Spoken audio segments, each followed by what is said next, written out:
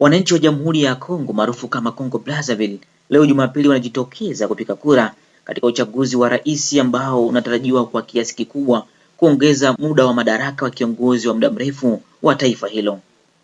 Uchaguzi huu unafanyika huku rais wa sasa mwenye umri wa miaka 82 Denis Sassou Nguesso akiongeza tena muhula mwingine wa miaka mitano. Sassou Nguesso ni mmoja wa viongozi waliokaa madarakani kwa muda mrefu zaidi barani Afrika, akiwa ameongoza nchi hiyo karibu bila kukatizwa tangu mwaka 1979 isipokuwa kwa kipindi kifupi cha miaka ya 90. Zaidi ya wapiga kura milioni 3.2 wamesajiliwa kushiriki katika uchaguzi huo, lakini wachambuzi wa masuala ya kisiasa wanatarajia kiwango cha ushiriki wa wapiga kura kuwa cha chini ikilinganishwa na uchaguzi wa mwaka 2021 ambapo takribani asilimia 68 ya wapiga kura walijitokeza katika uchaguzi huo wa mwaka 2021.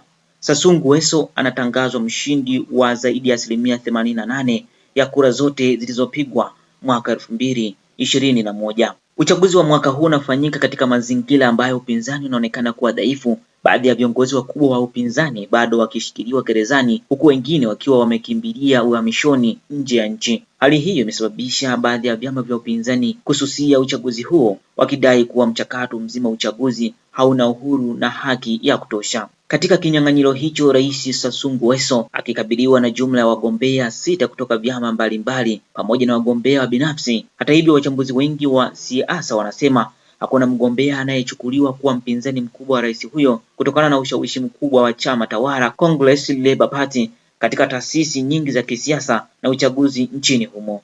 Wakati huo huo, mashirika ya kiraia na watetezi wa haki za binadamu wamekuwa wakieleza wasiwasi kuhusu hali ya kisiasa nchini humo. Baadhi yao wanasema nafasi ya upinzani na uhuru wa kisiasa imeendelea kupungua katika miaka ya hivi karibuni, hali ambayo inaweza kuathiri ushindani wa kweli katika uchaguzi huo.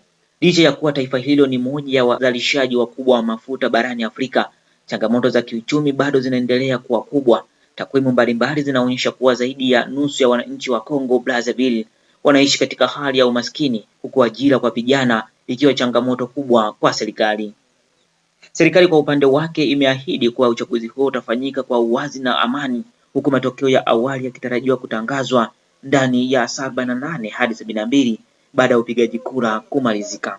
Wachambuzi wa siasa za Afrika wanasema uchaguzi huu pia unaangaliwa kwa karibu kimataifa, kwani unaweza kuendelea kudumisha utawala wa moja wa viongozi wa muda mrefu zaidi barani Afrika. Kwa sasa macho ya dunia yanaelekezwa katika taifa la Afrika ya Kati kuona kama uchaguzi huo utaleta mabadiliko ya kisiasa au utaendeleza uongozi uliopo wa zaidi ya miongo minne.